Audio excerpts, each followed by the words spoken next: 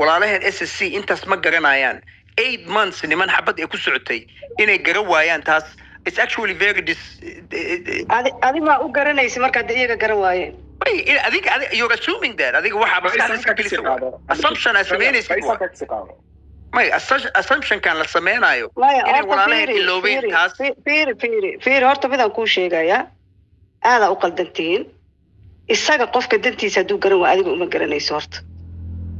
15 sano hadii 10 ka baran waayaan adiga uma baranayso ilmo yaro la celcelinayna ma horta laba arrimood aan rabaa inaan ka hadlo waxaan salaamaya madasha walaalayaalow annaga reer Puntland hadaan dhibana waxa u nahay been fakatay iyo tabliiq siyaasadeed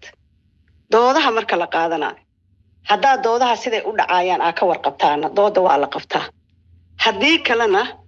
message waxaan ugu filan kii Allah u naxariistay in qalif galeer uu nagu kor gudbiyay kaasa anaga message noogu filan mid kale reer Puntland ma qaadi karaan oo dambi aysan lahayn korka laga saara waxa la yiri maxaa keenay in mashaariicda Soomaaliya halka la gudbiyo hal qof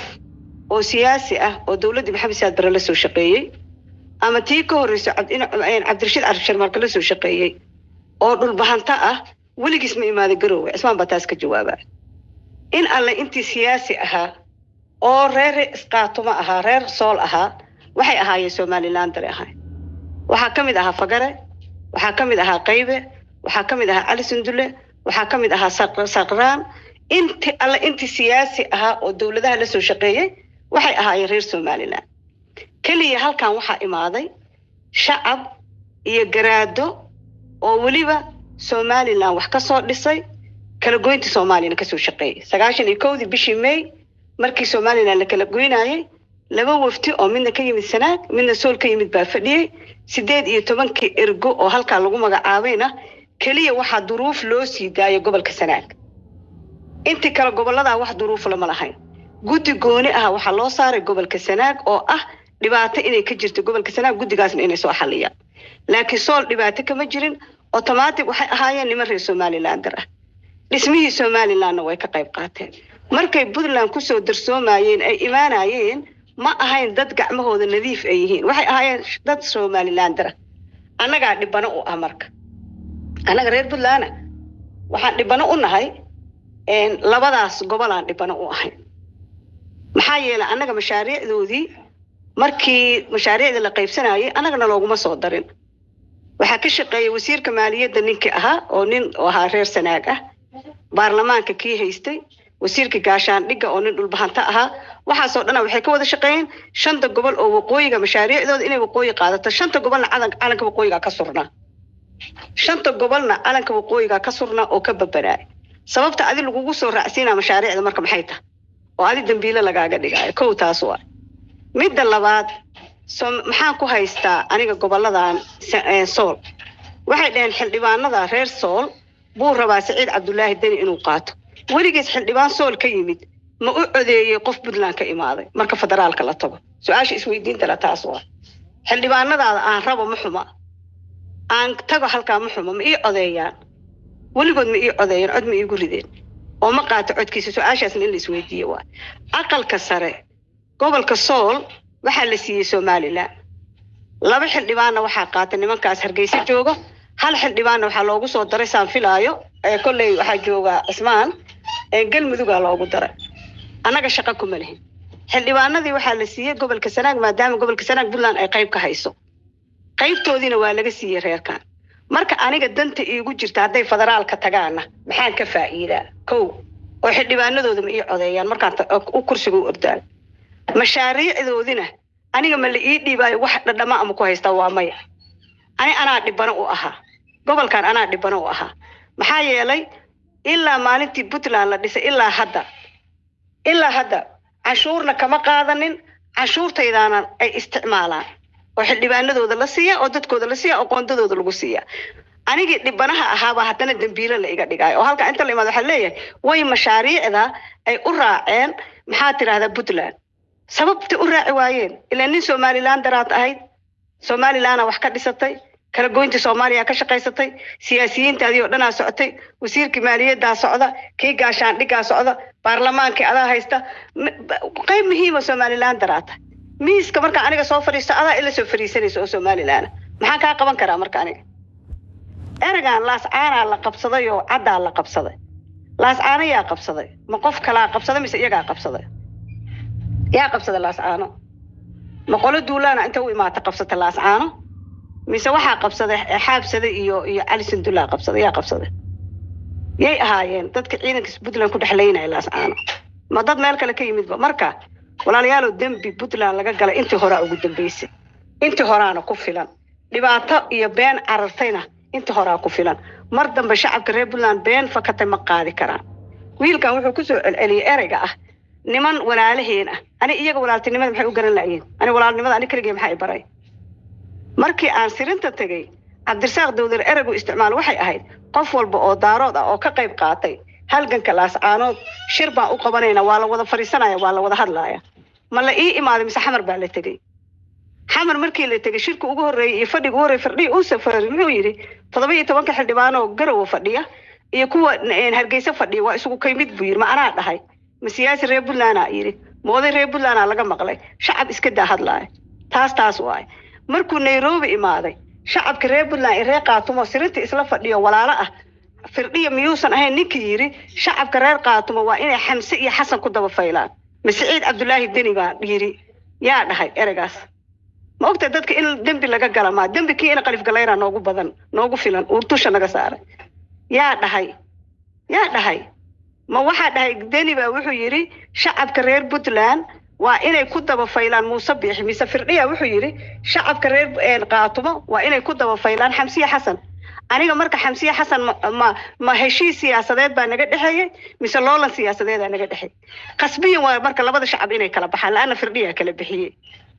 ma kala bixinin Deni waa inay labada shacab nin walba uu wadadiisa raacaa dariiqiisa waa inuu raacaa midda kale isaga wuxuu ka mid dhigay siyaasigii u sameynayay oo halka u fadhiyo baarlamaanka u fadhiyay oo gurigiisa sabaayada lagu dubaayo oo dhaawac qaadayo oo reer sool ahaa iyo wuxuu ka mid dhigay kii xabada ku soo ridaayay oo ahaa faratoor ahaa isku mid uu ka dhigay firdhiya isku miis fariisiyay hadagin aaw ninka halkaan afka duubnaayo qaylina oo walaalahan ku hay waa inaad degtid ma waa inaad dhageysataa inaad degtid ma aha dambiilayaasha reer Puntland waa inaad dhageysataa inaad degtid ma aha isaga isku mid ka dhig maya ma soo gaabinayo waa hadli karaa isug dhageyso yaa yiri macnaa iri siyaasiga fadhiya in Hargeysa iyo Kangarow fadhiya waa isku mid macnaa iri shacabka reer qaatumo ha ku daba faylaan Xasan iyo Xamse macnaa iska xaaraantinimeeyay inaan Puntland imaado macnaa dagaalka cir iyo dhul soo qaaday macnaa aniga Xasan Sheekh Maxamuud oo ishaysana baa waxa imaatay qaatumo aniga Xasan marka isqabsanaynay qaatumo Somaliland darbay ahayd sool Somaliland fadhiday dagaalkii aniga Xasan ugu noo socday macnaa iri firdhiya markuu imaaday garowga caleemasaarka Saciid Cabdullaahi Deni dastuurka Soomaaliya in la furo waa ka raali baan ka ah ma dastuurku ka warqabay ma waxa ku yaaluu ka warqabay ma dastuurka la furaayo goobjoog ka ahaa ma madashu ku jira maxaa isaga maxaa gooni ku ahaa ilaa shira loogu yeero caleemasaara loogu yeero waa lagu ixtiraam halka soo istaag baa la yiri kelmadii u horeyso qaatay waxay ahayd dastuurka in la furo raali baan ka yaa u dirsaday shaqada ma meesha dastuurka lagu furaayo joogay ma maamul goboleedyadu kamid ahaa ma madashu ku jiray maxaa isaga gooni ku ahaa maxaa dhiban uu ahaa ma anaa iri firdhiye meesha la leeyahay buuhoodle weligeedba wasaaradda waxbarashada Puntland gacanta ku hayn jirtay oo waxbarashadeeda bixin jirtay oo macallimiinteeda bixin jirtay 2023 ardaydii ka soo qaxday laas caano halkaas waxbarasho lagu siiyay 2024 waa la diiday oo waxa la yiri imtixaanka in Cabdiqaadir uu diyaaradda ku keenaya rabnaa xataa buuhoodle ma geyn kartaa kelmad mana laga maqla anaga qof madaxo reer Puntland kelmad ma laga maqla qof oday ah oo isino reer Puntland kelmad ma laga noqday maamul ma noqon kartaan weligood ma lagu dhahay weligood afaarahooda ma la gal Saciid Cabdullaahi Deni hal mar buu hadlay wuxuu yiri shacabka reer Sool 2 sano iyaga goostay waa ku ixtiraamayna danahoodana waa u qabanaynaa dib dambana uma hadlin way dambiile looga dhigaa marka Saciid Cabdullaahi Deni 24 saac iyo maamulka Puntland yaa soo noqday oo xamar markuu tago derbi walba madaxa ku soo dhuftay firdhiya miyuusan ahayn ninkii yiri Saciid Cabdullaahi Daniyow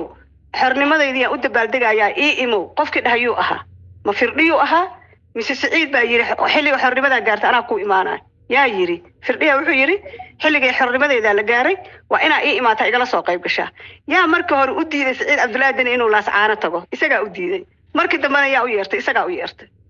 dadka ma ogta in la kala gardarnaada ma yaa soo noqday oo yiri anaga maamul ma noqon karno waxba ma noqon karno ilaa dhul Puntland ay nasiiso ma Puntland baa waxay tiri Puntland maamul ma ahaan karto hadaana soo lagu soo darin mise iyaga waxay dhaheen ilaa Puntland ay dhul nasiiso waxba ma noqon karno miyuusan ahayn ee ninka la leeyahay cire ninkii dhahay hadal caata waaliid ilaa ay Puntland dhul nasiiso oo waliba dhacarata nasiiso dhaqaale noogu darto ma waxba ma noqon karno wali ma ka maqashay qof reer Puntland siyaasi oo dhahayo qaatuma maamul ma noqon karto wali ma ka maqashay isil reer Puntland oo dhahayo dhulka qaatuma hana lagu soo daro marka siinka iyo saadka inta la kala saaro annaga intii waxaan ugu filay hore oo nala nabay oo beentana laga sheegay oo waxaynaan dembi aynaan lahayn korka dembi dambe ma qaadi karno reer Soolo runta miiska la iskula imaanaya فيس سؤال كويدين كرا قال فيس سؤال كويدين كرا ما يدا كويدين أنا مرة بينا هلا كوي كويشن فيري ما فيري وحرب أنا فاهم ما فيس هو وحلا كل فايدة سنة هل سؤال يودين لنا بو please let me talk ما يواقسين هبرا كلمة سامعنا مرة waxaan u baahanahay saadaal ee daraale igo waa kugu qayliyay iyo cabdir ninka la leeyahay Mustafa waxa dhahday waa inaan mashaariicda kula qabsanaa Xasan Sheekh Maxamuud kuwaagii aad Xasan ka qaadan laadahay firdhi isagaaba ka galgal badan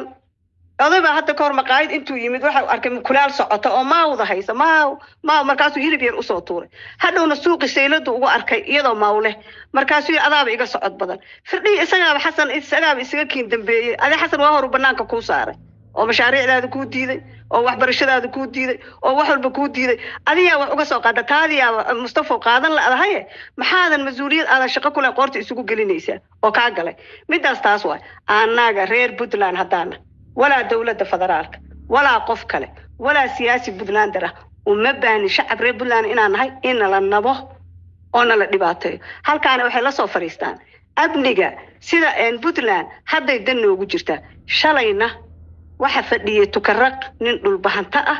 oo reer Somaliland maantana nin dhul bahanta ah oo reer qaatuma fadhiya kii baa fadhiya maayarka laascaano waa ninkii maayarka Somaliland ka ahaan jiray marka aniga waxba yaana waxa la iga sheekeen habar su'aasha i weydii raalin iga ahaada idinku dulqayli habar waa mahadsantahay tan horta oo Mustafa adaa ka jawaabay u dhahay waa u doodeena nin curyaana waxa la yiri wuxuu yiri aan roorno jabino muxuu ku rooraa lugaba mahay anagii ateena la yaaban maxaa tu kala dusha naga saaray taas oo ku aad gareen la kaabray shacabka reer Puntland ilaahay markaa ka baqno dhibaato badan ayaa dhigaheen ku soo dhacaysa anagoo u dulman dawladeena sida la socotid ayaan Puntland waxay soo saartay waraaq ay gobolada ku sheeganayso ciyaareen iyagana ciyaareen reebtum halkaana imaadeen afkii furteen waxay taageeyeen maxaa noo sheeganaysan habaree horta aakhiro bil shacbaana lagu jiray anaka dawladda Puntland lacagna ma siiso adigana kuma siiso anina ima siiso qofna inaan anaka wadanimadeena iyo dal jaceelkeena ayaan isku soconaa meel kasta iskugu imaanaa dad waxaan nahay laanka wada dhaxayso waxaan aad u cambaareynayaa in Cabdiraxmaan lagu dhaho Puntland inta Cabdiraxmaan Puntland la hubo waaye wax oo Puntland habeenii maalin u taagana waa isaga afna ku difaaca maanta nimanka furunta ku jiro waa iyaga Saciido iyo abay isnaaran issue okay taas halkaas ka gudbay ma jeclino erga sax badan oo dhigay ku soo okay habar adi su'aal ku weydiina marka qofka duu macna ay mas'uul haye walaal thank you adiga habar su'aalan ku weydiina marka ani mid aan ka boodsana ku sheega habar yaray qofka reer qaatuma 2 jirkiisa iyo 60 jirkiisa adiga kuma rabo go'aan buka gaaray wuxuu ku yiri halkaasaan tagay dawlad baa dhistay halkaasa istaagay ha isheegan buu ku yiri soo 17 xildhibaan iyo 5 wasiir iyo madaxweyne ku xigeenka iyo wasiirka warfaafinta habar waxa lagu yiri waa hindida lagu yiri waxa ogahay in intay ka baxaan lascaanood video